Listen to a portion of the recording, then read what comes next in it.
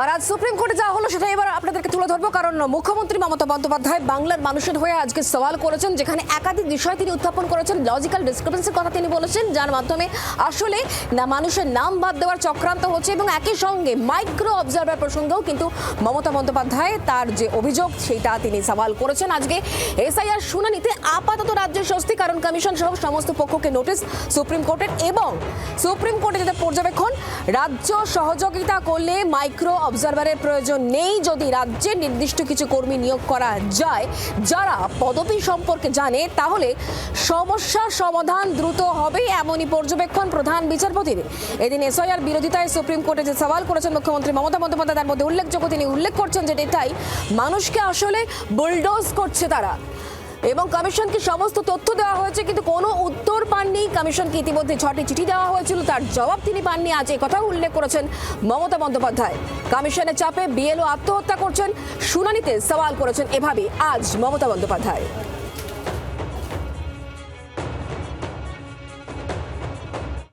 Because of the name of logical discrepancy, now they change the name. No, instead of logical discrepancy, when you gave order, sir, they violated, and they say it is the discrepancy mapping. Sir, can they even violate your order? This court gave order that Aadhaar card will be one of the proof documents, but they said no, on with Aadhaar card. Said in other state, said the domicile certificate is allowed. Said the family registered card is allowed. Said the government housing card is allowed. The health card is allowed. The bank books means whatever caste certificate is allowed. Only they targeted Bengal on the eve of election. Said 4 state opposition state are going for on the eve of election. But why after 24 years? What was the hurry to do it? What it takes 2 years? Only within 3 months.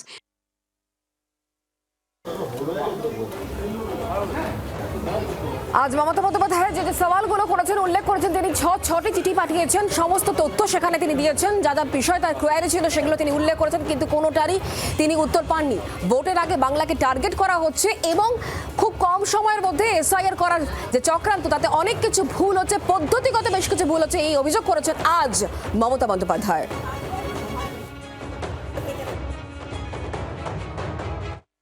Supreme কোর্টে অবশেষে সওয়াল করলেন মুখ্যমন্ত্রী মমতা বন্দ্যোপাধ্যায়। নির্বাচন commission এবং রাজ্যের মুখ্য নির্বাচনী আধিকারিকের বিরুদ্ধে করা মামলায় তিনি প্রয়োগ করলেন তার রাজনৈতিক শব্দ, রাজনৈতিক বাক্য, যেগুলো তিনি সাধারণত গ্রামে গঞ্জে এবং কলকাতা শহরে রাজনৈতিক মঞ্চ থেকে বলে থাকেন।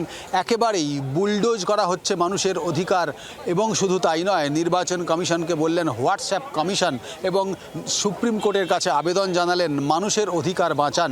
মুখ্যমন্ত্রী মমতা বন্দ্যোপাধ্যায়ের আজকের এই সুপ্রিম কোর্টের হাজির হওয়া এবং সওয়াল করার মধ্য দিয়ে তিনি বাংলার এসআইআর যুদ্ধে আরও এক ধাপ এগিয়ে গেলেন বলেই রাজনৈতিক মহল মনে করছে। নয়াদিল্লি থেকে ভিডিও জার্নালিস্ট শুভাশিস দাসের সঙ্গে রাজীব চক্রবর্তী, জি24 ঘন্টা।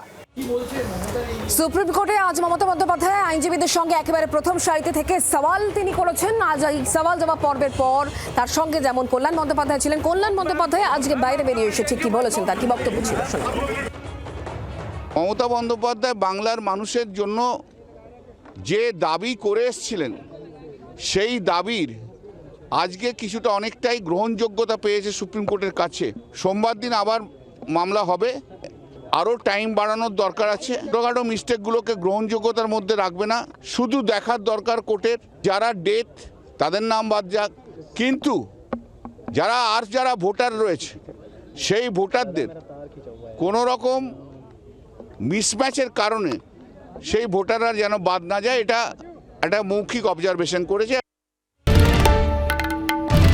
বাংলার আওয়াজ, বাঙালির আবেগ, জি24 ঘন্টা।